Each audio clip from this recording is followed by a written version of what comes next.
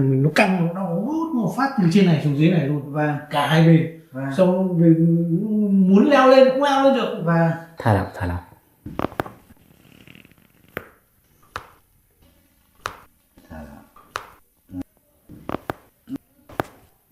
mẩy mượn và vặn nó dễ nha, nó không bị đau. vâng rồi.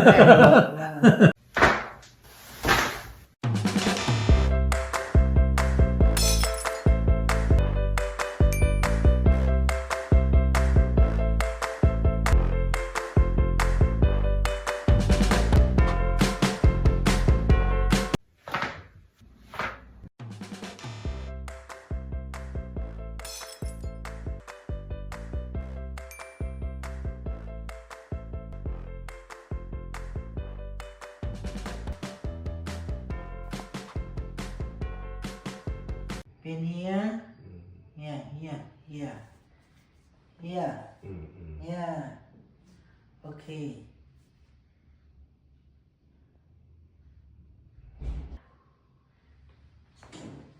Relax. Relax. Relax.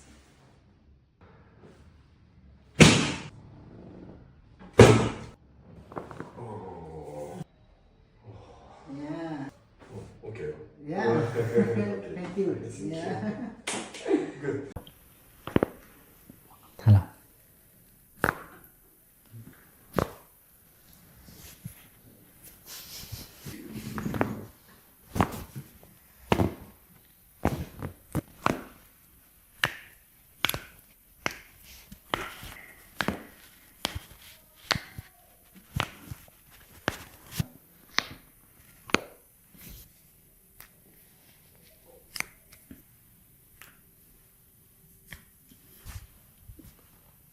Ok ạ. Cứ thoải mái nhiều đi.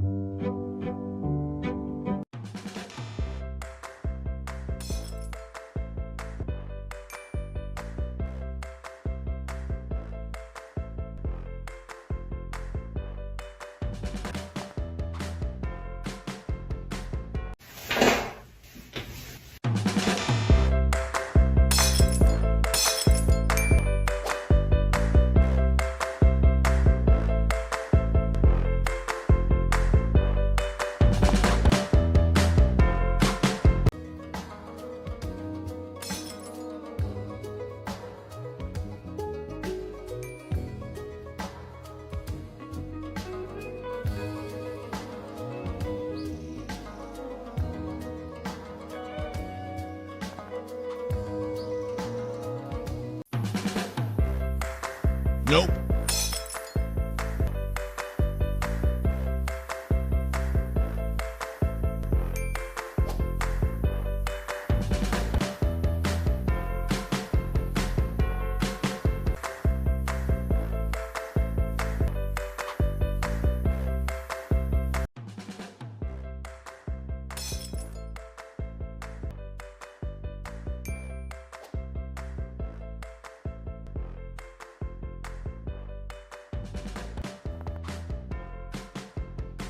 Đau từ dọc lên. Đau từ đây kéo xuống thắt lưng đúng không anh? Bị lan thằng mông chân không? Ăn đây chưa? Nó lại ê chân vài xuống. Bỏ hết cái từ vai cổ này xuống vai gáy này đúng không? Trái phải. Cả hai bên. Mở cả kéo xuống hai bên này á. Rồi.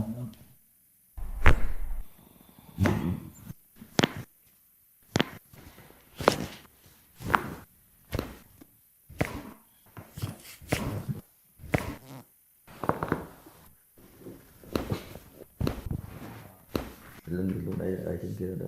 Và cổ thì sao? Nhẹ.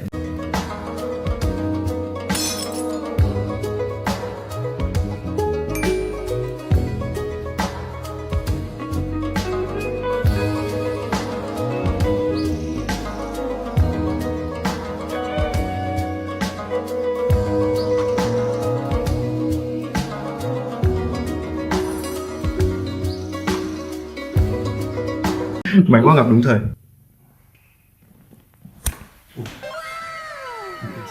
Mong này. Ok. Rồi, chúc mừng nhá. Em cảm ơn. Rồi. Really good.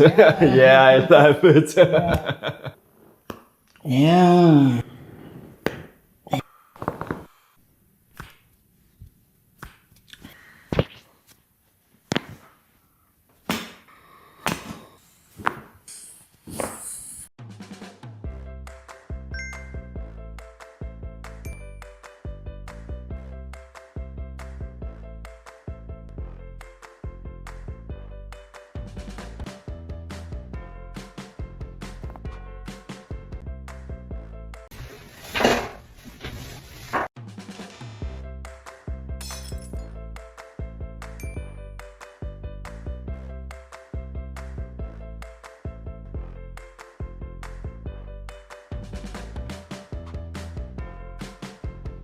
Rất là dễ chịu, Vâng. nhẹ người đi, Vâng. như một con người khác luôn. Đấy. Lúc Rồi. bước vào lúc ra thật là sự người khác. Vâng. Cảm bác sĩ nào. Đó. Rất hiểu.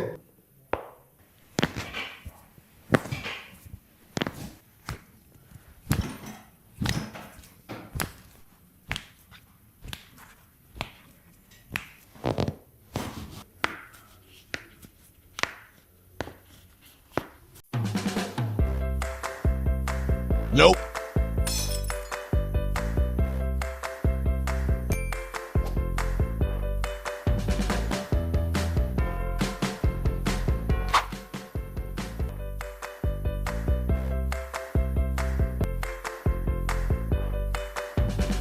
Mai tiếp nhá. Nào.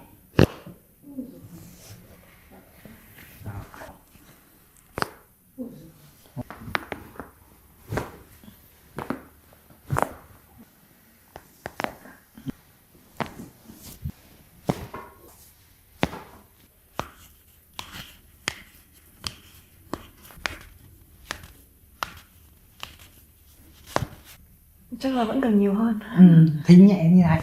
Cái nhẹ hơn thì có nhẹ hơn, chắc chắn là phải nhẹ hơn rồi.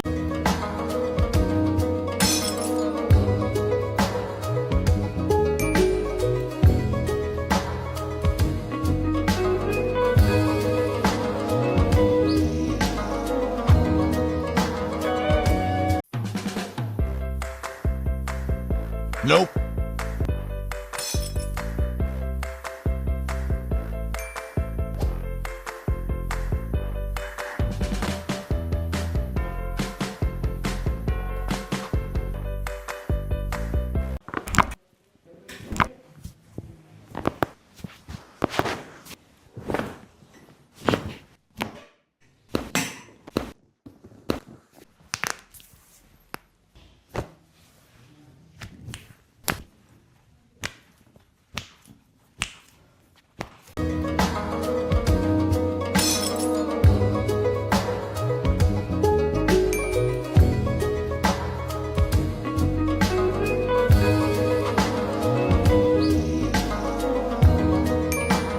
Yeah, thank you. Yeah.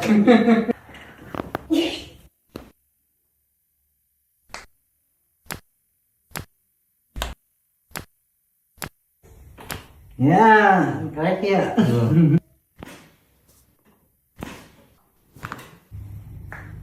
Good, good. Yeah. Thank you. Nope.